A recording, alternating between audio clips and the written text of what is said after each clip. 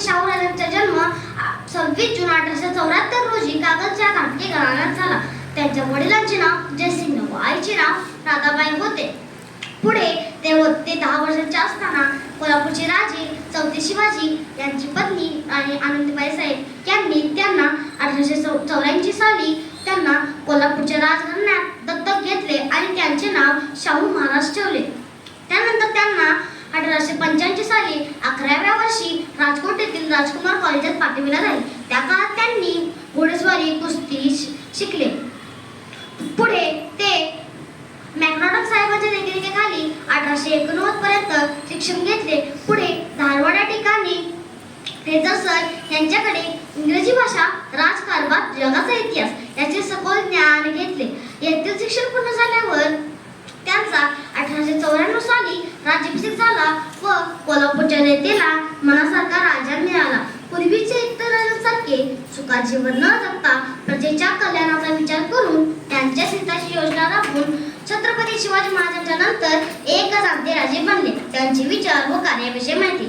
शिक्षण सर्वप्रथम विद्यार्थ्यांना मोफत आणि सक्तीचे शिक्षण उपलब्ध करून दिले. शिष्यवृत्ती दिली, वसतिगृहे बांधले. त्यांनी आपल्या कल्पकतेने मराठा, जैन, मुस्लिम अशा अस्पृश्य जातींसाठी वेगवेगळे वसतिगृहे स्थापना करून ते नियोजनबद्ध चालविले.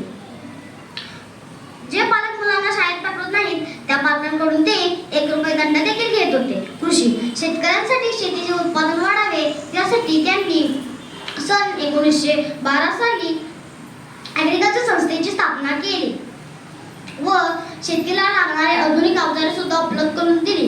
शेतीसाठी पाणी मुबलक प्रमाणात मिळावे यासाठी त्यांनी राधानगरी धरण बांधले. यातूनच परिसरातील शेतकऱ्यांचे पाण्याचे प्रश्न सोडवले व हरित क्रांती घडवली. क्रीडा म्हणजे खेळ. महाराजांनी पारंपरिक खेळांना प्रोत्साहन दिले. घोडेस्वारी, कुस्ती. महाराजांना कुस्तीची खूप आवड होती. तीच आवड त्यांनी तरुणांना प्रशिक्षण म्हणून दिली व मोठमोठे पैलवान तयार केले. खास कुस्तीसाठी त्यांनी खासबाग नावाचे प्रसिद्ध मैदान बांधले. म्हणूनच कोल्हापूरला कुस्तीचे माहेरघर म्हणतात. महाराजांनी कोल्हापूरचे नाव जगाच्या इतिहासात अमर केले.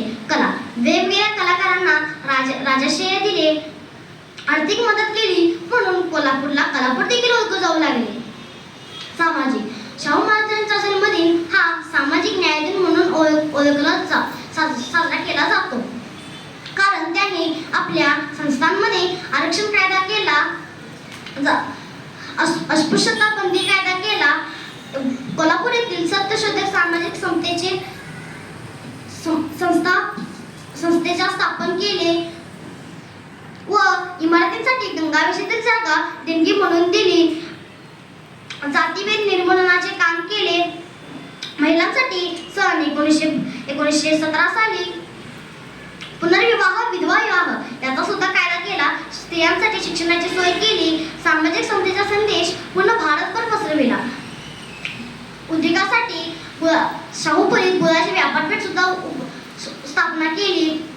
शाहू मिलची स्थापना केली. असे अनेक रोजगार उपलब्ध करून दिले.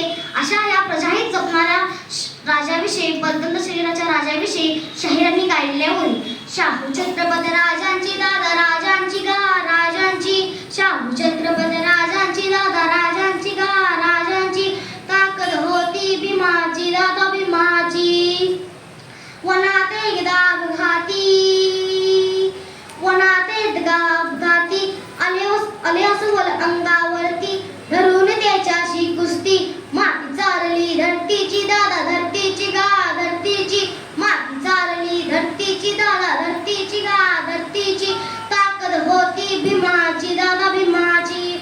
अज्ञानाच्या अंधारातही तूच पावन काशी हिरा, अज्ञानाच्या अंधारातही तूच पावन काशी